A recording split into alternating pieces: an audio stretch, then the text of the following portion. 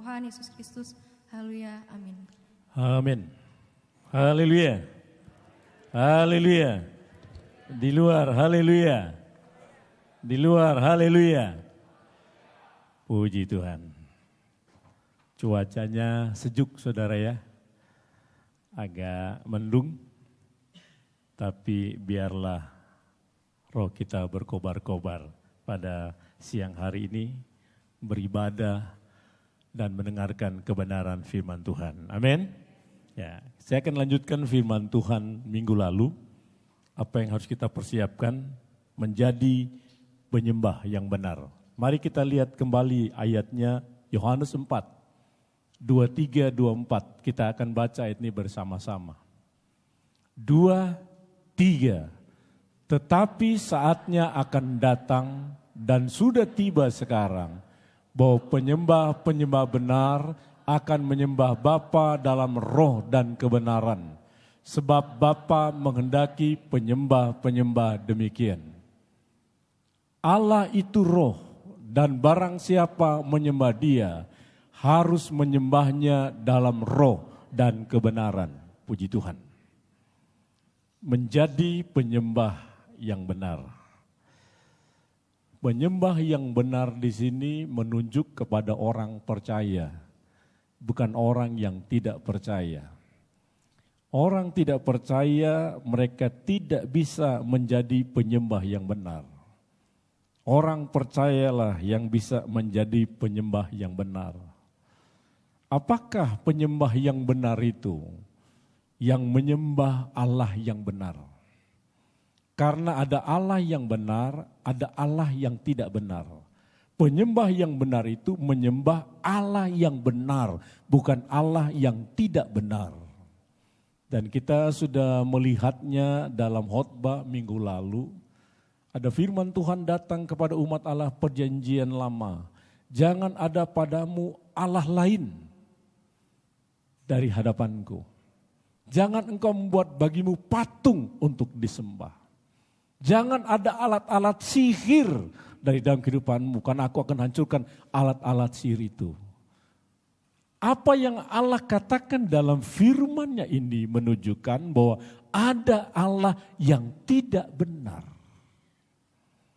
Penyembah yang benar, dia menyembah Allah yang benar, bukan Allah yang tidak benar. Dan Allah yang benar itu adalah Allah di dalam Kristus Yesus. Inilah yang kita sembah, saudara. Yesus Kristus itu adalah Allah yang benar, Allah yang penuh kasih, Allah yang mengorbankan nyawanya di kayu salib untuk menebus segala dosa dan kesalahan kita. Allah yang memberikan jaminan untuk kita menikmati hidup yang kekal, dan Allah yang benar inilah yang kita sembah. Nah, penyembah yang benar, dia tahu bagaimana menyembah dengan benar itu, yaitu menyembah Bapanya di dalam roh dan kebenaran. Nah, kita lihat minggu lalu bahwa dari kata menyembah dalam roh dan kebenaran, ada 3 hal kita lihat di dalamnya. Yang pertama adalah kata menyembah, lalu yang kedua menyembah dalam roh, dan yang ketiga menyembah dalam kebenaran. Kita baru melihat yang pertama, kata menyembah. Saya akan ulangi lagi supaya kita jelas. Apakah menyembah itu? Karena setiap orang pasti melakukan menyembah ini. Siapapun orang itu, saudara, di dalam Tuhankah, di luar Tuhankah, pasti mereka menyembah. Apakah menyembah itu sebenarnya, saudara? Menyembah itu dipakai berkaitan dengan kelayakan, kemuliaan, dan kehormatan seseorang. Waktu seseorang menyembah, dia menyembah memang yang layak disembah, yang layak menerima kemuliaan, yang layak menerima kehormatan. Dan siapa yang layak menerima kemuliaan dan kehormatan ini? Yesus Kristus Tuhan kita. Dia yang layak kita sembah, saudara. Dia yang layak menerima kemuliaan. Dia yang layak menerima kehormatan dari kita. Nah, dari sini kita belajar, saudara, bahwa kita tidak boleh menyembah sesuatu yang tidak memenuhi 3 syarat ini. Waktu kita menyembah orang yang layak kita sembah. Orang yang layak menerima kemuliaan. Orang yang layak menerima kehormatan. Dan ialah Yesus Kristus. Waktu kita menyembah Yesus Kristus, kita menyembah Allah yang benar. Makanya kita datang beribadah, kita beribadah kepada Tuhan kita Yesus Kristus. Waktu kita menyembah, bernyanyi, kita bernyanyi menyembah kepada Tuhan kita Yesus Kristus. Karena Dia layak kita sembah, Dia layak menerima kemuliaan kita, Dia layak menerima kehormatan kita. Nah, kita masuk yang kedua. Menyembah dalam roh. Penyembah yang benar itu adalah yang menyembah Bapa di dalam roh dan kebenaran. Yang pertama, menyembah di dalam roh. Kenapa penyembah yang benar? Dia menyembah Bapanya di dalam roh. Kenapa?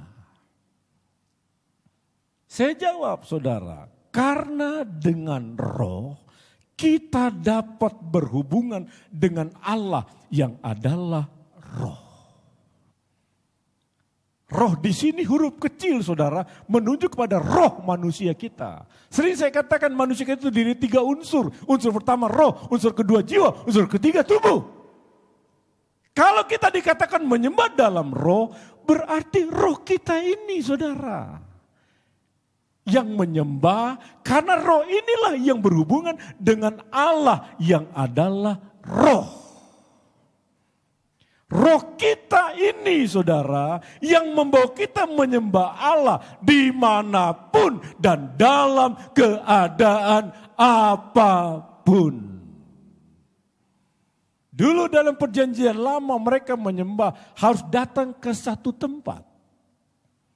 Allah mereka menyembah kepada Allahnya dengan mengikuti kiblat.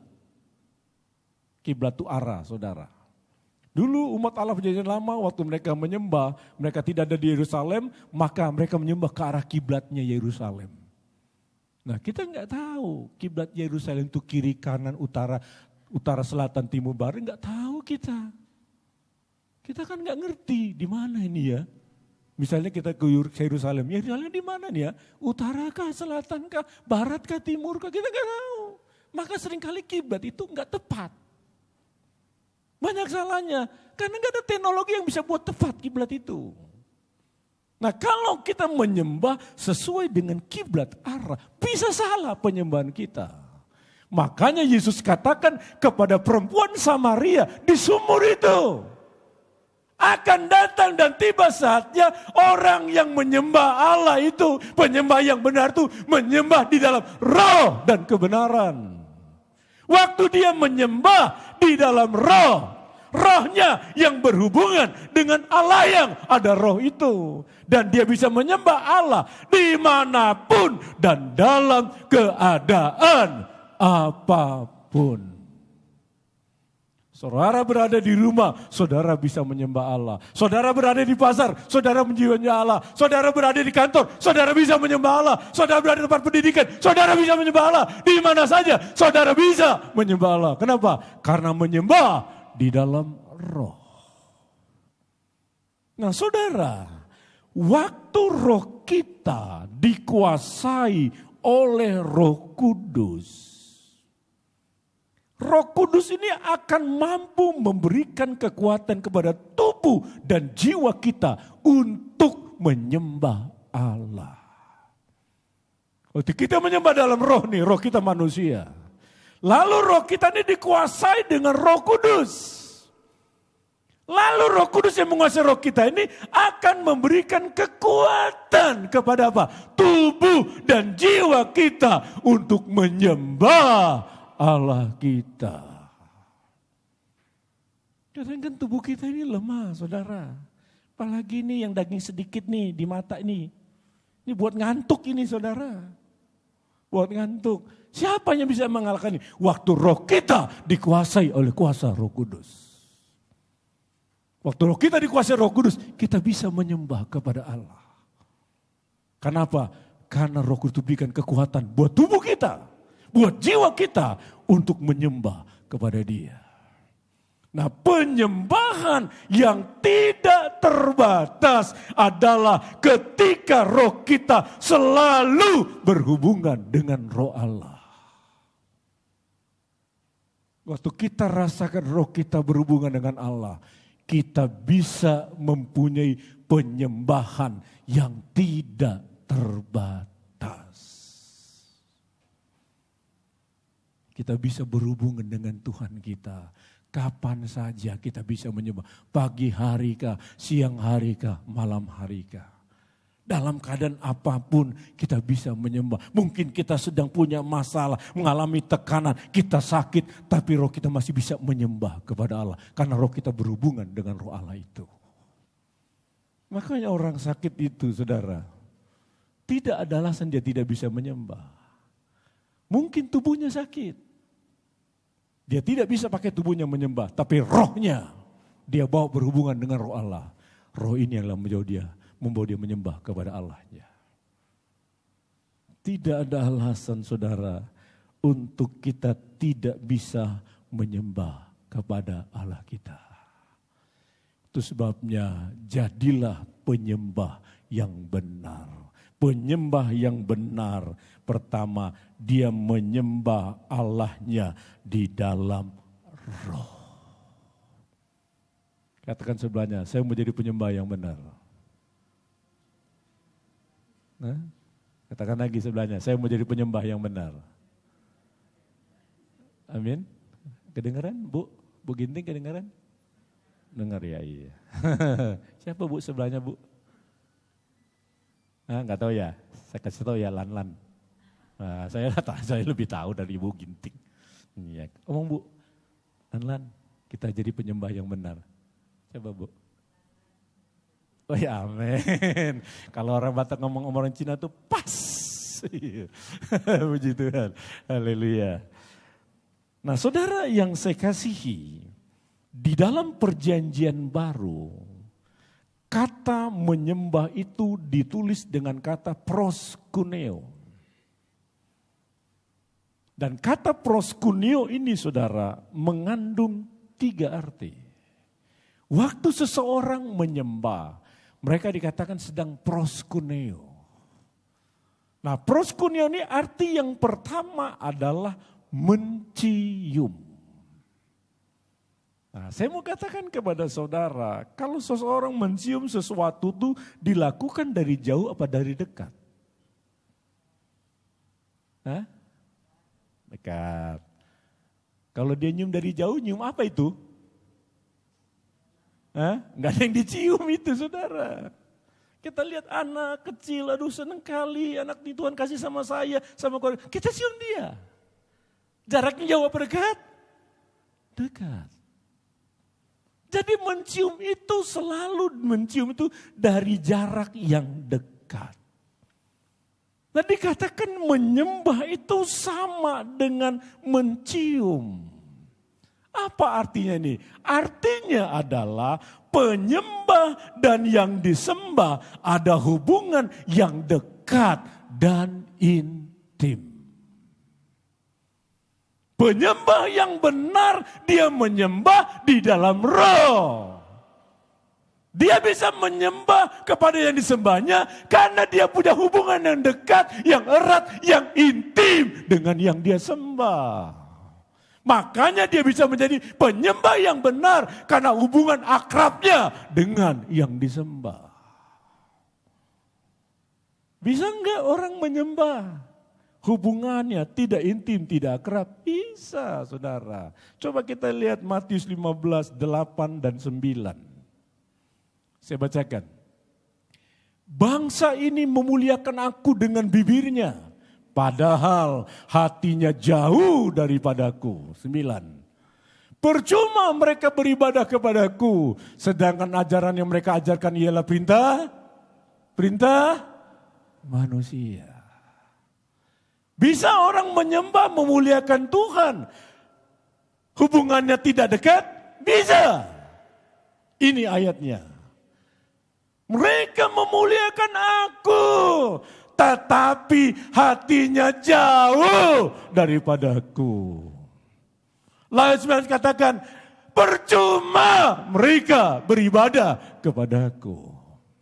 Pertanyaannya, kenapa orang ini menyembah, orang ini memuliakan Tuhannya, tapi hatinya jauh daripada Tuhannya?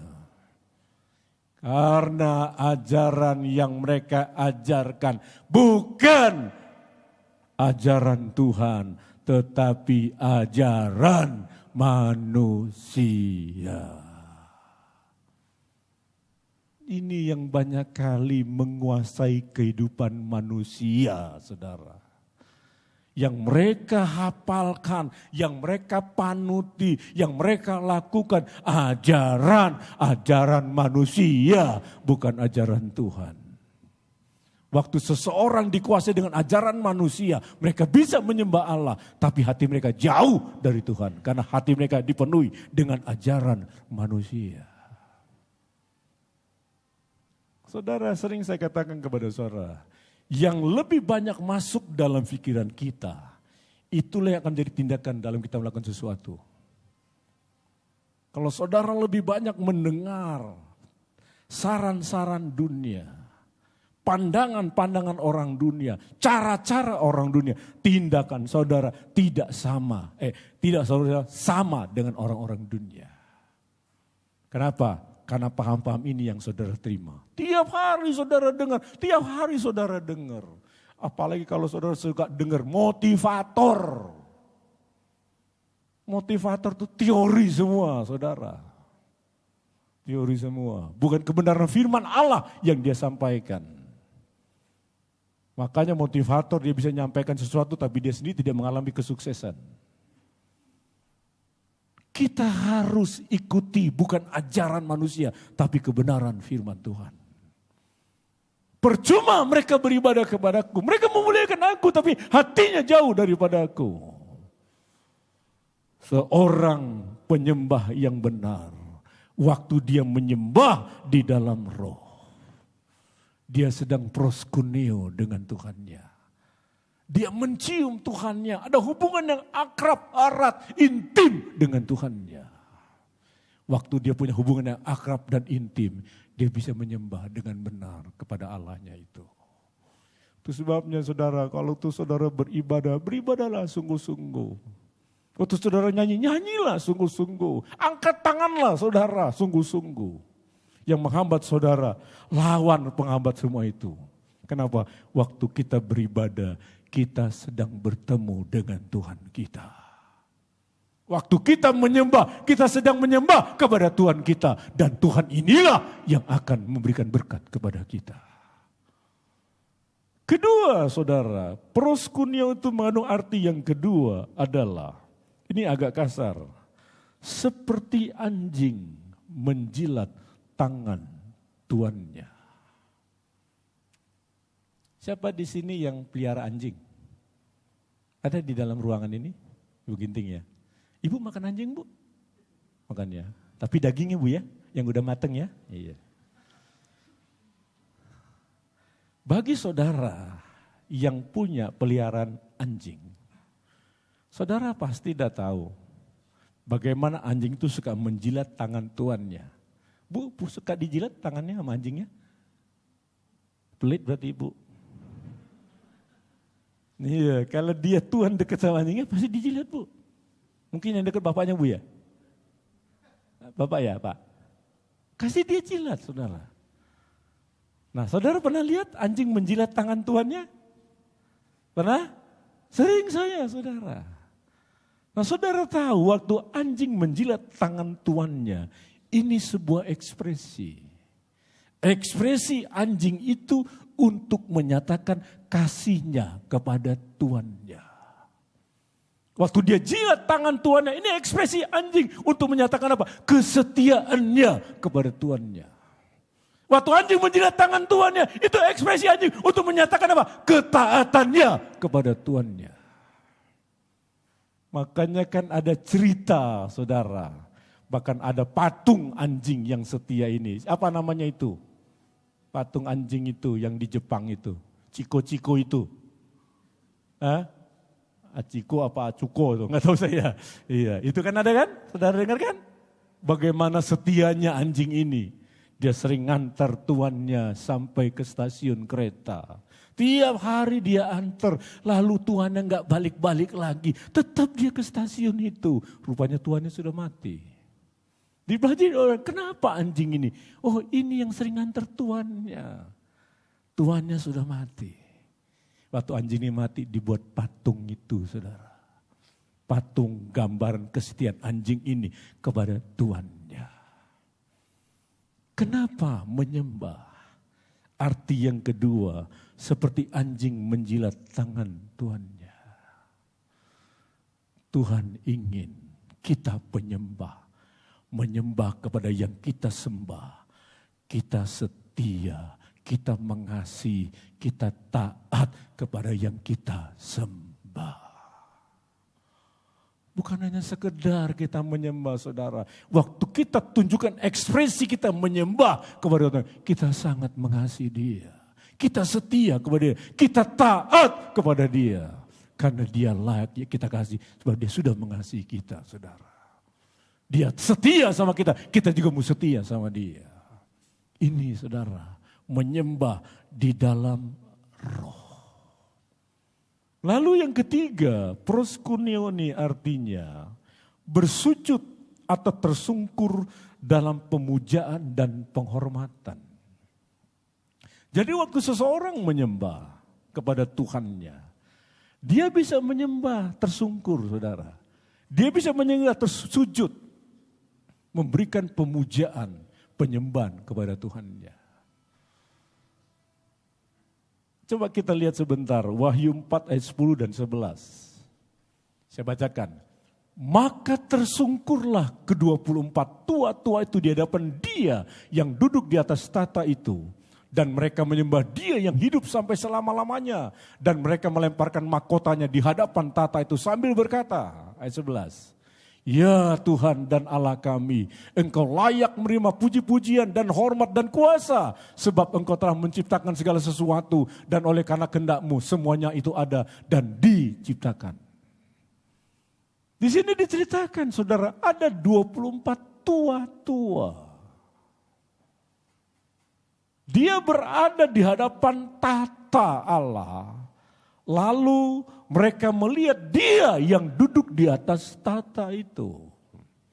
Waktu 24 tua-tua ini melihat dia yang duduk di tata itu. Apa yang dilakukan? 24 ini tersungkur di hadapan tata itu. Mereka lemparkan mahkota mereka di hadapan tata itu. Siapa yang duduk itu? Yesus, dialah Allah yang hidup. Kenapa 24 tua-tua ini tersungkur? Karena dia layak disembah. Dia yang duduk tata, dia layak dipuji, dia layak diagungkan, dia layak ditinggikan.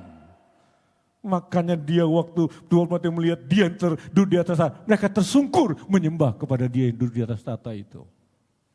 Siapa 24 tua-tua ini, saudara? Menurut tafsiran, 24 tua-tua ini adalah 12 rasul dalam zaman gereja mula-mula. Dan 12 rasul dalam gereja akhir zaman. Waktu mereka berada di tata Allah, 24 tua-tua ini. Mereka tersungkur menyembah karena yang duduk di atas tata itu layak disembah. Mereka lakukan proskuneo, mereka tersungkur menyembah kepada Allah yang layak disembah. Sekali lagi saudara, kalau engkau menyembah, sembahlah sungguh-sungguh. Sembah sungguh-sungguh. Karena waktu engkau menyembah dia, memang dia layak disembah, dia layak menerima kemuliaan, dia layak menerima kehormatan dari kita. Amin. Amin. Ya, kita masuk yang ketiga, saudara. Yang ketiga, penyembah yang benar itu, dia menyembah di dalam kebenaran. Pertama, dia menyembah dalam roh. Lalu yang kedua, dia menyembah dalam kebenaran. Apa kebenaran itu, saudara? Coba kita lihat Yohanes 17 ayat 17. Kuduskanlah mereka dalam kebenaran, firman-Mu adalah kebenaran. Apa kebenaran itu? Firman Tuhan. Penyembah yang benar, saudara, waktu dia menyembah, bukan saja dia menyembah dalam rohnya, tapi dia juga menyembah di dalam kebenaran. Apa artinya menyembah dalam kebenaran, saudara? Saya jawab, menyembah sesuai firman Tuhan. Kalau kita menyembah dalam kebenaran, kita lakukan penyembahan kita sesuai dengan firman Tuhan. Apakah penyembahan yang sesuai dengan firman Tuhan itu? Yang pertama, mereka menyembah mengikuti apa yang firman Tuhan katakan. Bukan mengikuti kehendaknya, cara-caranya, dan seleranya. Bukan. Ini penyembah yang sesuai dengan firman. Dia menyembah mengikuti apa yang firman Tuhan katakan. Bukan mengikuti kehendak kita, cara-cara kita, selera kita. Bukan, saudara. Kalau saudara lihat konsep penyembahan di Perjanjian Lama, mereka datang dengan kekudusan. Mereka gak berani dekat-dekat menghampiri tata Allah. Imam saja kalau mereka menyembah dengan tidak berlayak, mati di tempat imam itu, saudara. Kenapa? Karena mereka sedang berada di tatahnya yang kudus, menyembah Allah yang kudus. Mereka harus menyembah memakai cara-cara Allah. Inilah penyembah yang benar. Waktu dia menyembah dalam kebenaran, dia tidak ikuti cara-cara dia, selera dia, kehendak dia. Tapi yang diikuti adalah firman Tuhan. Saudara, saya pernah mengetahui satu gereja, bukan gereja kita, semua pelayannya pakai kaos oblong, pakai celana jeans, lalu sendal jepit. Saya bukan bicara bohong ini, bukan bohong saya bicara fakta. Waktu saya dengar dari anak Tuhan yang beribadah di situ, sedih saya, saudara. Kok bisa gereja itu mengizinkan pelayan Tuhan dengan berpakaian sembarangan? Pakai kaos oblong, ada tulisan-tulisan. Pakai celana jeans, pakai sendal jepit. Saya mau tanya sama saudara, pantaskah melayani Tuhan yang benar seperti ini? Coba saudara yang jawab. Saya katakan tidak pantas. Saya saja, saudara, datang ke pejabat pemerintah. Gak berani saya sembarangan. Saya pakai pakaian rapi. Kalau diundang suruh pakai batik, saya pakai batik, saudara. Kenapa? Karena memang itu yang disarankan waktu undangan, datang pakaian rapi, pakaian batik. Pakai saya, saudara. Ngadep siapa? Manusia. Manusia aja kita berikan yang terbaik. Masakan Tuhan yang di atas segalanya itu kita berikan yang sembarangan. Kenapa mereka lakukan ini? Karena mereka lakukan tidak sesuai dengan firman Tuhan. Mereka pakai cara-cara mereka, mereka pakai kehendak mereka pakai selera mereka. Penyembah yang benar, pertama dia menyembah Allahnya di dalam roh. Dan yang kedua, dia sembah dalam kebenaran. Dia pakai sesuai dengan firman Tuhan, penyembahannya. Ibrani 12:28, coba kita lihat. Apa yang dikatakan di sana? Jadi karena kita menerima kerajaan yang tidak tergoncangkan, marilah kita mengucap syukur dan beribadah kepada Allah menurut cara yang berkenan kepadanya dengan hormat dan takut. Ini ada ayatnya, saudara. Kita beribadah kepada Allah, menyembah kepada Allah menurut cara yang berkenan kepada kita, bukan kepada Tuhan. Kepada Tuhan. Itu sebabnya kenapa dia menuntut penyembah yang benar, menyembah dalam kebenaran. Karena Tuhan yang minta penyembah seperti ini. Tuhan yang minta, saudara, beribadahlah menurut cara yang berkenan kepada Tuhan.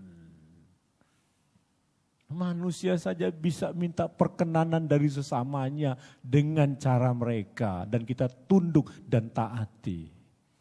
Apalagi Tuhan yang memakai kebenaran firman Tuhan di atas segalanya ini. Engkau kalau mau menyembah, menyembahlah dalam kebenaran firman Tuhan. Karena inilah cara yang berkenan kepada Tuhan. Kedua, menyembah sesuai dengan firman Tuhan itu adalah penyembahnya hidup di dalam kebenaran. Yang pertama dia menyembah mengikuti apa yang firman Tuhan katakan. Lalu yang kedua penyembahnya. Yang menyembah itu hidup di dalam kebenaran. Tadi caranya cara Tuhan, tapi penyembahnya harus hidup di dalam kebenaran. Ini menuju kepada orangnya penyembahnya. Kalau sesuai firman Tuhan itu cara menyembahnya. Tapi yang kedua penyembahnya ditunjuk.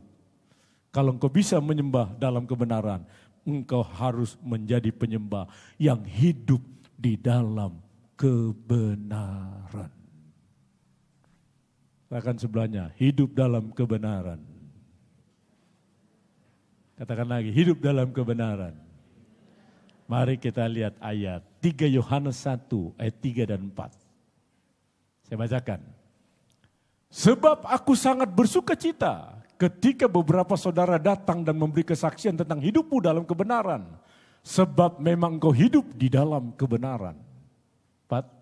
Bagiku tidak ada sukacita yang lebih besar daripada mendengar bahwa anak-anakku hidup dalam kebenaran. Siapa ini saudara? Yang berkata ini adalah penulis suratan Yohanes ini. Siapa penulisnya? Rasul Yohanes. Dikatakan di sini, aku bersukacita. Kenapa dia bersukacita? Ketika ada orang menceritakan tentang kesaksian seseorang yang hidup dalam kebenaran. Di sini kita lihat saudara, kata kesaksian berarti orang yang hidup dalam kebenaran bisa disaksikan kehidupannya itu. Aku bersukacita ketika ada yang menyampaikan kesaksian tentang orang yang hidup dalam kebenaran. Siapa orang ini? Gayus. Gayus Tambunan? Bukan. Karena dia bukan hidup dalam kebenaran. Gayus Tambunan kan korupsi dia kan. Apa tuh dia? Itu kerjanya apa itu? Lupa saya, di pajak ya, di pajak. Kalau saudara lihat orang pajak tuh saudara ya. Ya ada yang benar, ada yang gak benar lah. Saya cuma kasih contoh aja lah, saya pernah diservis sama orang pajak udah mati dia. Jadi enggak saya ngomongnya gak salah. Waduh kaya dia. Bingung saya, dari mana dia ini ya kayaknya. Saya ngobrol sama dia waktu diajak makan saya di restoran yang besar. Pak, maaf ya Pak ya, saya mau nanya lu Pak. Bapak ini hebat ya. Bapak ini ya, kerja di pajak Pak ya? Iya. Kaya Bapak ini ya. Gimana sih Pak orang pajak itu? Gini Pak Pendeta, maaf sudah ketahuan tuh orangnya. Maaf ya, tapi saya nggak sebut namanya, marganya enggak. Gini Pak Pendeta, kalau saya datang perusahaan itu takut sama saya. Saya nggak minta Pak Pendeta, tapi dia kasih sama saya terima. Oh, saya nggak minta Pak Pendeta, dia kasih sama saya. Oh ya udah, sudah tahu saya itu maksudnya kan. Oh. Jadi setiap datang ke satu daerah, mereka datang karena tahu Bapak, mereka udah takut. Iya Pak, jadi saya datang, saya nggak periksa lagi, saya sudah terima aja Pak. Oh, saya makan uang apa ini ya, makan apa saya ini ya. Iya, tapi udah di mulut makanannya, baru saya tanya. Itulah gayus tambunan, iya. Tapi di sini enggak ada yang gayus. Nah, gayus di Kisiratan 3 Yohanes ini, dia seorang anak Tuhan, dia seorang pelayan Tuhan, dia rekan pelayanan. Lalu didengar oleh Rasul Yohanes tentang kesaksian hidupnya. Gayus ini hidup dalam kebenaran. Waktu Rasul Yohanes dengar, dia bersuka cita. Kenapa? Karena Gayus hidup di dalam kebenaran. Artinya, bisa enggak orang hidup dalam kebenaran? Bisa. Waktu orang itu hidup dalam kebenaran, dia bisa menyembah Allahnya dengan kebenaran. Dia beres hidupnya dengan Tuhannya. Tidak ada sesuatu dalam dia. Dia tidak nipu orang. Dia tidak makan orang. Dia tidak jahatin orang. Dia tidak kuasai orang punya. Tidak saudara. Dia hidup dalam kebenaran. Waktu hidup dalam kebenaran, dia bisa menyembah Allahnya dengan benar. Kenapa? Hidupnya sesuai dengan kebenaran Allah. Saudara, apa yang harus kita siapkan hari-hari ini? Salah satunya lagi adalah jadilah penyembah yang benar. Sembahlah Allahmu di dalam roh dan kebenaran. Berada dimanapun, kapanpun kau bisa menyembah dia. Karena kau menyembah dalam rohmu. Kau tidak tergantung lagi arah kiblat kemana kau harus menyembah, tidak. Di mana engkau berada, di Jakarta kah, di Lampung kah, di Surabaya kah, dan di mana saja kita berada, kita bisa menyembah dia dalam roh dan kebenaran. Waktu kita menyembah dalam roh dan kebenaran, kita menjadi penyembah yang benar, yang memang Tuhan cari di akhir zaman ini. Mari kita bangkit berdiri. Haleluya. Kita renungkan firman Tuhan yang kita dengar. Kita akan akhiri ibadah kita pada siang hari ini. Nanti Samuel Wahyudi tutup dalam doa ibadah ini.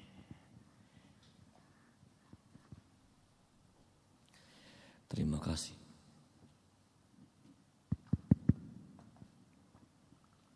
Haleluya Yesus.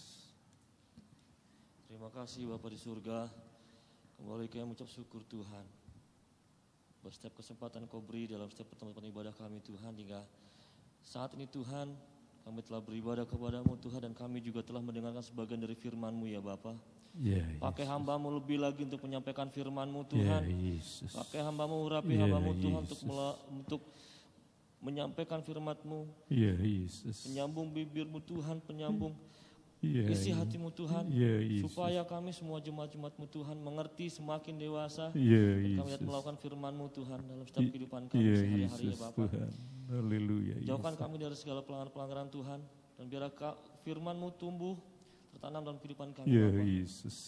Terima kasih Tuhan, di akhir ibadah kami Tuhan Yesus. Sebentar kami akan berpisah, meninggalkan tempat ini Tuhan.